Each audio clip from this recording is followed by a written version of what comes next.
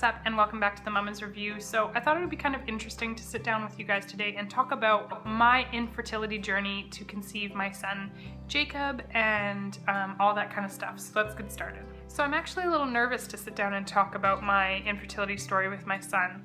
I will say one thing right off the top. I have a way better case than I know most people do, and I know that there is way worse infertility and women who have went through way more things, like having to do IVF and Clomid and all of those things. And I was lucky that I did not have to do that, or didn't get to the point where I was going to a doctor to start trying to do those things before I got pregnant with my son. But it's still a real thing. It's still something that I dealt with for 2 years it took to, conceive my son Jacob. And that's a long time. That's a long time as a woman to feel like, why is my body not doing the one thing it's supposed to be able to do? And it's just, the emotions are very raw, and it's a very real topic that a lot of women struggle with, that we just do not talk about as women, and I'm not really sure why. I think there needs to be more unity on that. A lot of women struggle with it, and I think, like I said, it needs to be talked about. So I'll kind of explain what happened with Nathan and I. So we had decided that we were going to wait to get pregnant for the first few years of our marriage because my husband was still in school, and so I was on birth control.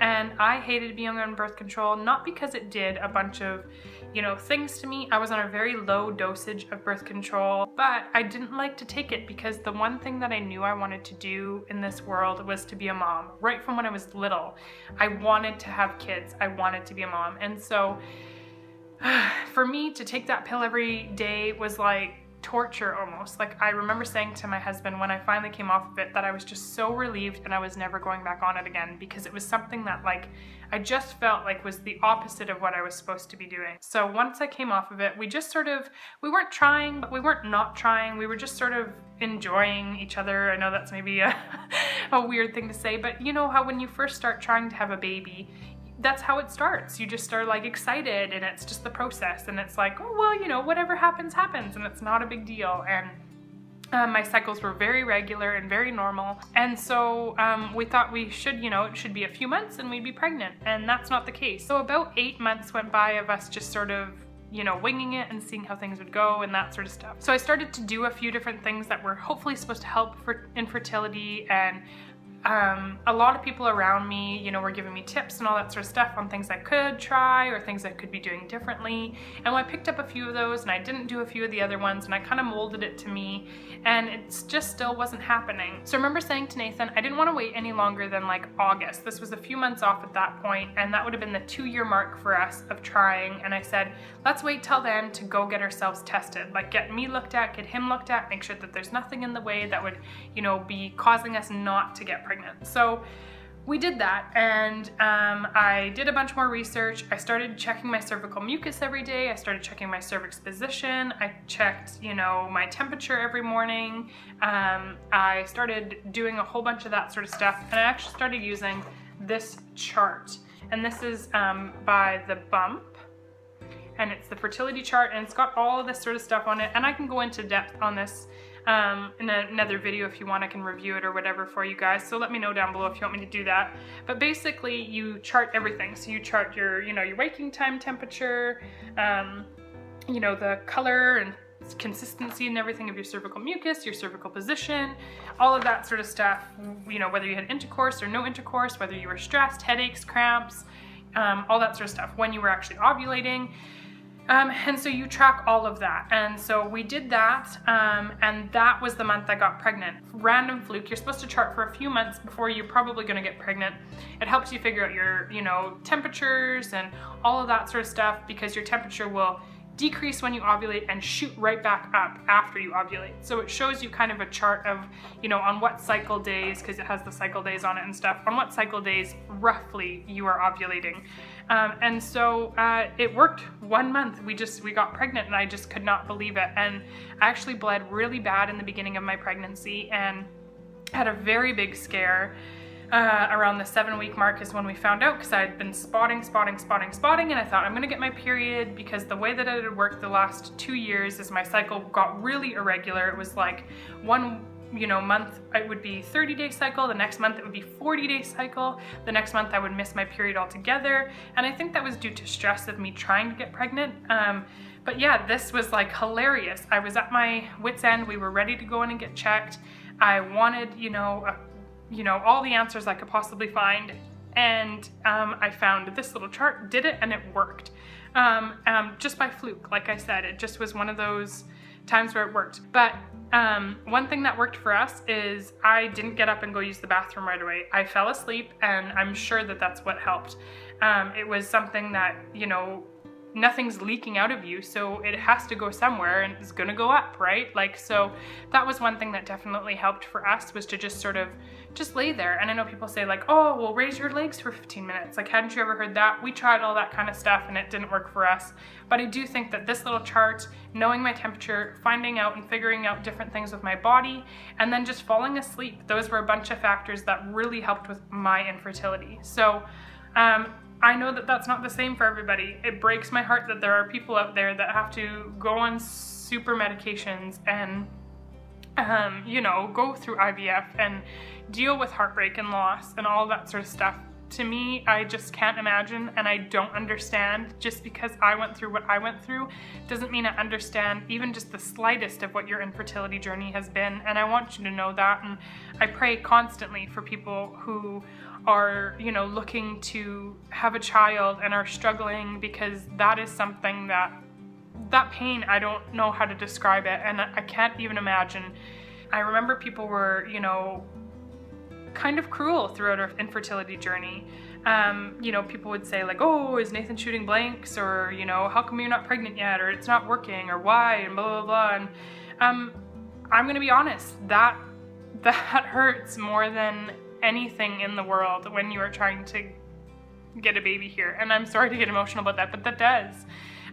It was something that we both laughed off. But I think people think that those are jokes, and you don't really realize how tough it can be on a person and on the relationship and on the couple. And so I would definitely say that if you don't maybe understand that portion of it, to just, don't say anything. I know that people think that, saying a joke will lighten the mood, and I think that that's true a lot of the time, but in infertility, it's really not.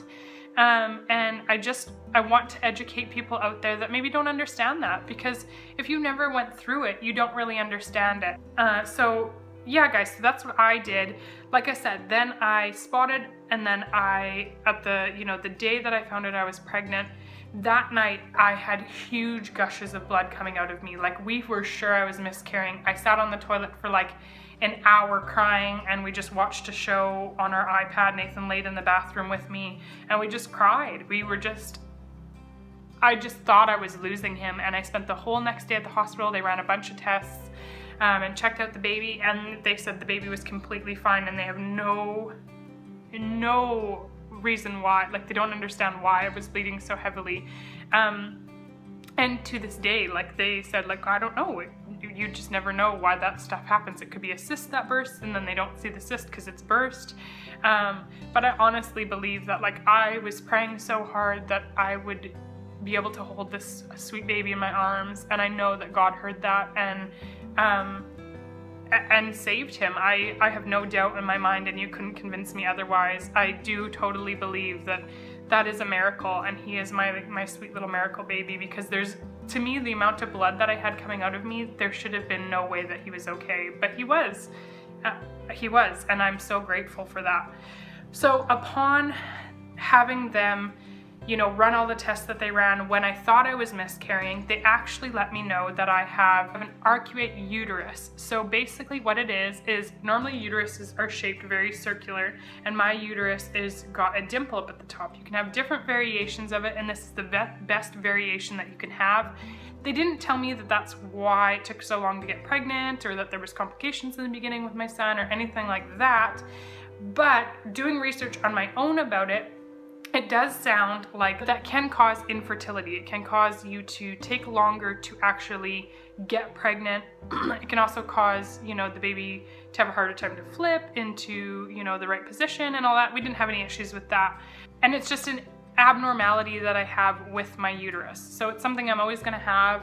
I don't know if it's going to cause us to have issues, you know, conceiving baby number 2. I have no idea, and I hope not, but you honestly never know. So that's something that's just a part of me, and it's interesting to hear about. It was interesting to read about, and I can kind of have a link down below for you guys about a little bit more information and some more in-depth detail about what that actually is. Yeah, so that is my infertility story with Jacob. That is something that is very real. It's very raw emotionally for me, and anytime I think about it, which is probably once every day, I squeeze my little boy tighter than anybody and give him kisses and love on him, because he is just perfect and a miracle, and I'm so lucky to actually have him when I know that so many other people are struggling with miscarriage or stillbirth or infertility or whatever it may be.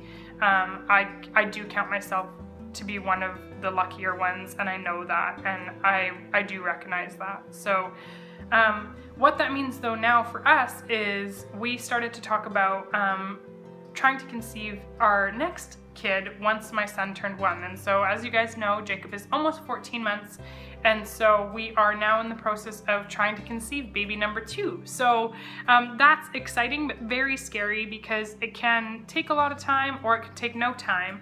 I'm a firm believer of the fact that I kind of have no control over it, and so we'll just see what happens.